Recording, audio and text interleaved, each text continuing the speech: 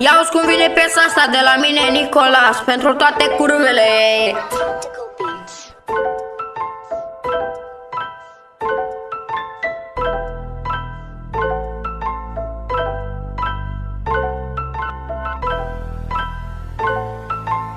Și auzi cum vine asta. Eu te-am iubit, iar tu te-ai folosit de mine. Tu ești o vagabondă curvă. Mie îmi scriai, mie somn, iar lui altul îi scriai. Te iubesc, mai pot să stau.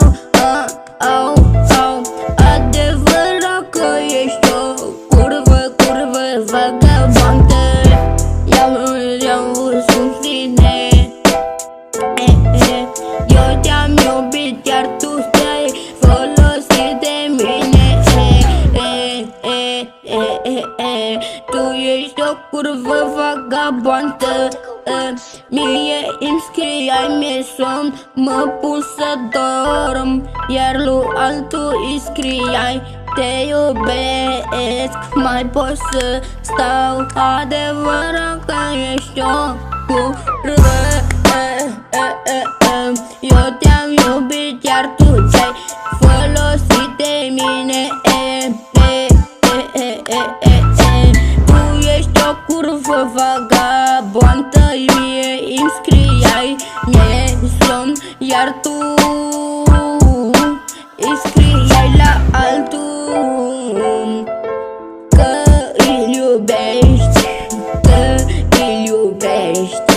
Adevărat că ești o curvă vagabondă. Eu te-am iubit, iar tu te-ai folosit de mine. Tu ești o curvă vagabondă. Mie îmi scriai, e somn, iar lui altul îi scriai. Te iubesc, mai pot să stau.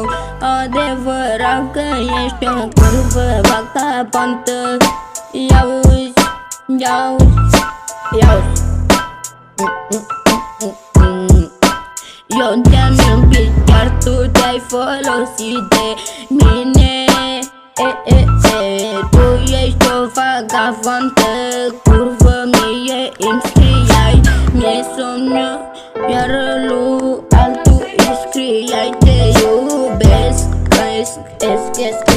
adevărat că ești o curvă